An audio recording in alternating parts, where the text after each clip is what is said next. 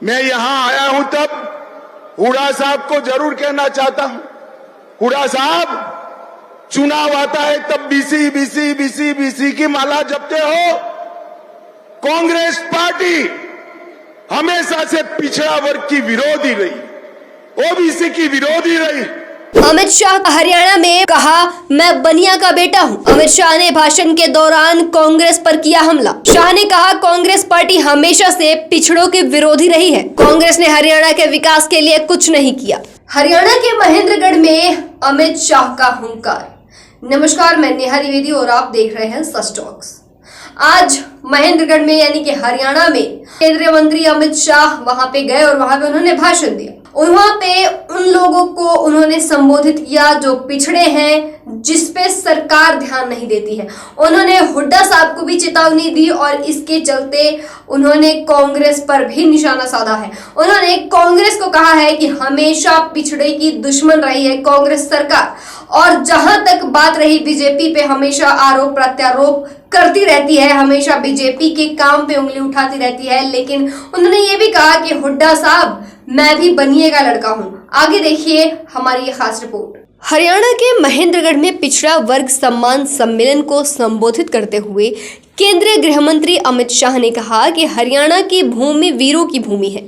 यहाँ की माताओं ने अपने जवान बेटों को सेना में भेजा है। इस मौके पर अमित शाह ने कांग्रेस के साथ साथ भूपेंद्र सिंह हुड्डा पर भी निशाना साधा। उन्होंने कहा कि हुड्डा साहब कह रहे थे कि हम बीजेपी से उनकी सरकार का हिसाब मांग रहे हैं। हुड्डा साहब, कान खोलकर सुन ले, मैं बनिया का बेटा हूं, पाई पाई का हिसाब दे रहा हूं। अमित शाह ने कहा कि कांग्रेस पार्टी हमेशा से पिछड़ों की विरोधी रही है। कांग्रेस ने हमेशा से ओबीसी का विरोध किया है। प्रधानमंत्री नरेंद्र मोदी के नेतृत्व में बीजेपी की केंद्र और राज्य सरकारों ने पिछड़े वर्ग के भाइयों और बहनों के लिए और उनके कल्याण के लिए अभूतपूर्व काम किए हैं। अमित शाह ने आगे कहा कि बीजेपी ने संपूर्ण हरियाणा का विकास किया है। हरियाणा के पिछड़ा वर्ग ने हमेशा बीजेपी को आशीर्वाद दिया है। अब बीजेपी का कर्तव्य बनता है कि जितना आपने किया है उससे ज्यादा कार्य हम आपके लिए करके आपको दे और आपके पास आए। कांग्रेस ने हरियाणा के विकास के लिए कुछ नहीं किया। नायब सिंह सैनी की कैबिनेट ने 3 निर्णय लिए हैं। क्रीमी लेयर की सीमा 6 लाख से बढ़ाकर 8 लाख रुपए कर दी गई है। इन 8 लाख में तनख्वाह और कृषि की आय भी नहीं गिनी जाएगी।